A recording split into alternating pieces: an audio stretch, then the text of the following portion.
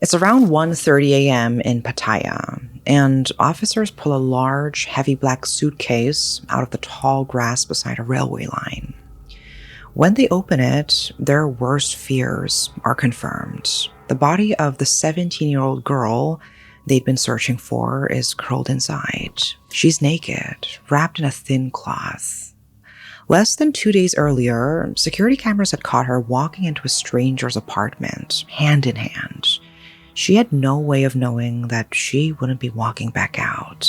This is the case of Tunchanok Donhomla. Let's begin.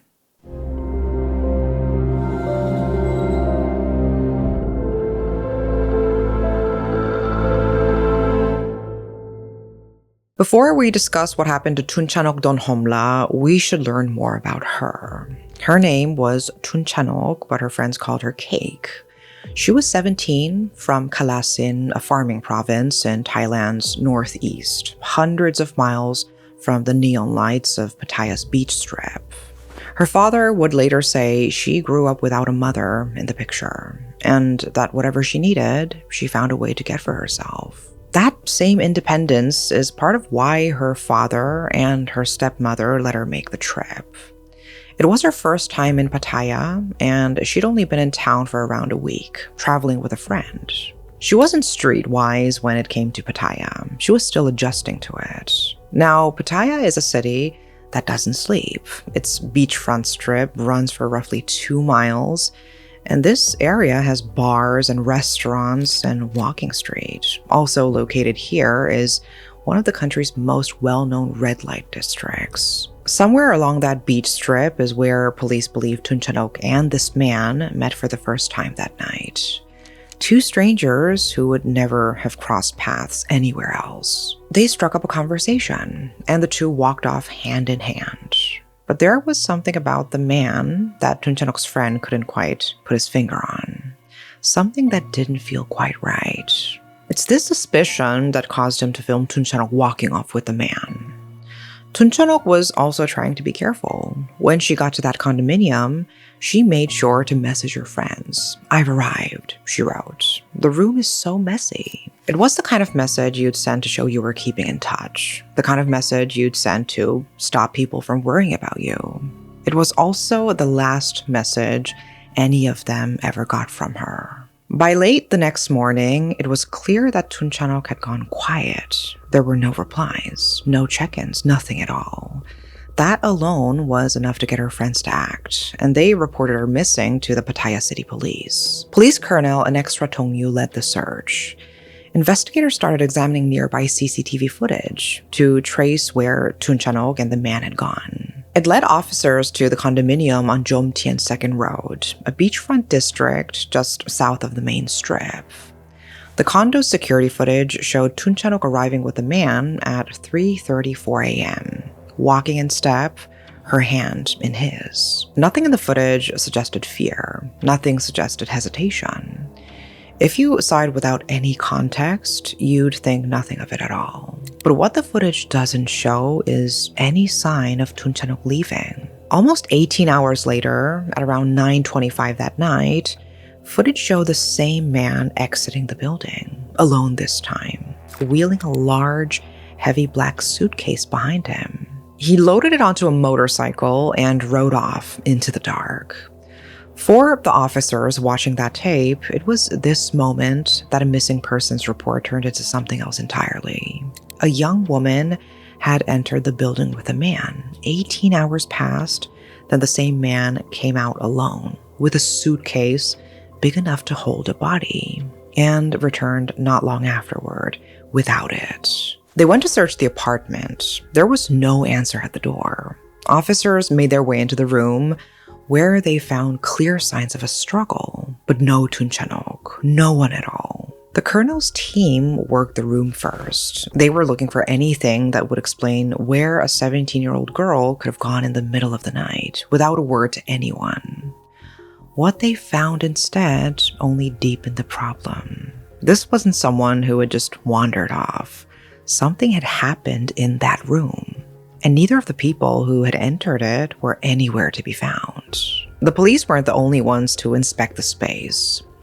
The day after Tunchanok was reported missing, one of her friends took matters into her own hands. She got into the man's room and looked around for any trace of Tunchanok. Photos later obtained by ABC News showed her standing right there in that cluttered space, clothes piled on an ironing board, empty rum bottles lined up on the fridge. She didn't find anything. She had no way of knowing it, but by then, it was already too late. So who was the man that the police were searching for? Simon Peter Carman, an Australian national in his mid-40s who had been renting the condo. Neighbors later described him as quiet, a man who kept to himself, picked up maintenance jobs around the complex, and worked the odd shift at a bar down the road. Nobody around him saw this coming. Investigators were determined to track him down. A 17-year-old girl had disappeared, and the last person seen with her was nowhere to be found. The police issued a watch notice telling every immigration officer, every airport in the country to be on alert. And while officers started tracing his motorcycle's route, camera by camera, trying to work out where that suitcase ended up, somebody else was watching the departures board at Bangkok's biggest airport. When the police searched Simon's room, they found something telling. His passport still sitting there. He'd left it behind. Later that night, when he tried to leave the country anyway, the watch notice caught him before he ever reached passport control. Immigration officers at Suvarnabhumi Airport stopped a man trying to check in for a Jetstar flight to Perth, Western Australia. And it was Simon. By some accounts, he was minutes from boarding. Though how he was able to do that without a passport has still not been established. He was arrested at around 1:15 that Saturday morning. At that point, investigators still didn't know Tunchanok's whereabouts. When the police searched him, they found scratches across his neck and arms. The kind of marks, officers said, that are consistent with someone clawing at an attacker during a struggle. Asked about them on camera not long after his arrest, Simon offered an explanation investigators found hard to believe. He claimed the scratches had come from spiders. At first, he denied any involvement in Tunchanok's disappearance. His story was that Tunchanok left his room on her own while he was asleep, and whatever had happened to her had happened somewhere else. But that story ran headfirst into a problem. The CCTV showed she was last seen alive walking into his room, and never seen walking out of it. According to police, his account of events changed fast once investigators laid the timeline of events in front of him. The same footage that showed Tunchanok walking in with him showed him, and only him, wheeling a heavy suitcase out of that building 18 hours later. While Simon was in custody, the trace that started with his motorcycle kept going. Officers followed the route camera by camera all the way to a patch of overgrown grass next to a railway line in an area known locally as Khao Makok, roughly 2 miles from the condominium. Now, the timeline of when Simon was arrested and Tunchanok's body was found is reported differently across sources. But according to the Pattaya police, they found the black 26-inch suitcase, barely visible through the long blades of grass, 15 minutes after Simon's arrest. Tunchanok had been stuffed into the case, unclothed, loosely covered with a thin cloth. Describing what they found, Colonel Stratongyu told reporters her body showed signs of severe assault, with swelling and bruising covering her entire face. The kind of detail that suggests an attack, not an accident. Stuffed into the suitcase around her, officers recovered the small, ordinary things she'd had on her. Her sneakers, her jeans, a phone case, a bracelet, a necklace. All of it thrown away like garbage. Simon, still in custody, was transferred to Pattaya City Police Station for formal questioning. And that is where, according to the colonel overseeing the case, he started talking. He told interrogators he'd strangled Tunchanok until she stopped moving. Then he kept her body in the bathroom for the rest of that day, unsure what to do next. before deciding that evening to take her body in the suitcase and transport it to the railway line himself. Now it's worth being precise here. This is the account the police say Simon gave them under questioning. It's not a finding of any court. He has since denied murdering her and, through his defense, has told a completely different story, one built around self-defense. In that version, Simon claimed the two of them agreed on a price for sexual services, 1,000 Thai baht, worth less than $30 US. The dispute started when he tried to pay her only half the agreed amount. At this, Tunchanok threatened him with a kitchen knife and demanded more money. And in the struggle that followed, Simon restrained her with no intention of killing her. That's his latest story. The police have publicly rejected Simon's account of events, as they say it's inconsistent with the physical evidence. It's the kind of detail a Thai court will likely have to weigh carefully once this reaches trial. A self-defense claim resting on a struggle that ended with a 17-year-old girl dead, and no report ever made to police. Investigators haven't said publicly how they plan to challenge it in court. What they have said is that the physical evidence so far points the other way. And here's the detail that sits hardest against any claim of panic or self-defense. According to police, after killing Tunchanok, Simon didn't call anyone. He didn't report anything. He didn't walk into a police station and say a young woman had attacked him. He went back to his room. And by the next night, instead of going to the police, he packed a bag and headed for the airport. So, who was Simon Carman before any of this? He was born in Ballarat in the Australian state of Victoria and grew up across the country in the small Western Australian town of Jerramungup before his family moved to Albany on the state's southern coast.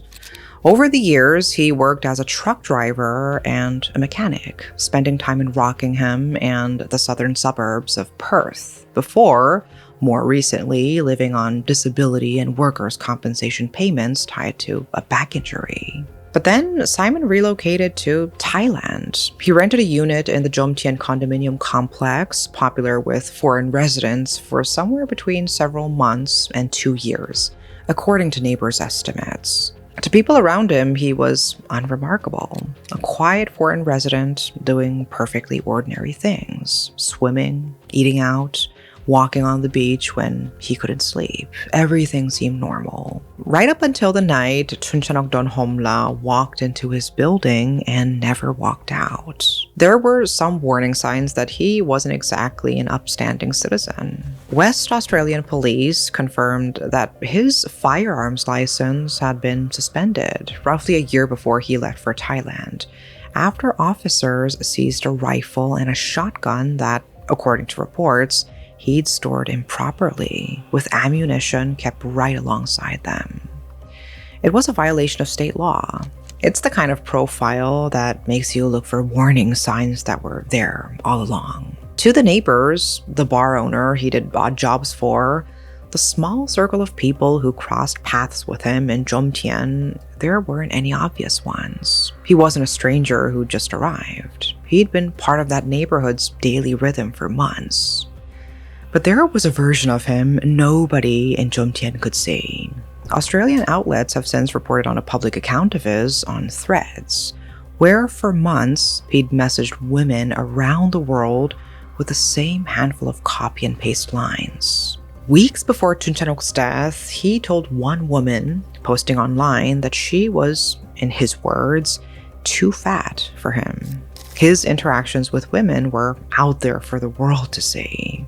Simon has now been formally charged with 4 offenses connected to Tunchanok: murder, concealing a body, moving or destroying a body, and taking a minor for an indecent purpose. He has been remanded in custody without bail by the Pattaya Provincial Court and remains at Pattaya Remand Prison while police continue building their case. No trial date has been set. Australian officials have confirmed they are providing him with routine consular assistance, though any trial will proceed entirely under Thailand's justice system, not Australia's. And under Thai law, a murder conviction can carry the death penalty, most often by lethal injection, though in practice, capital sentences in Thailand are frequently commuted to life imprisonment. Simon denies the murder charge and is expected to contest it, arguing self-defense in front of a Thai court, where the burden falls on prosecutors to prove otherwise.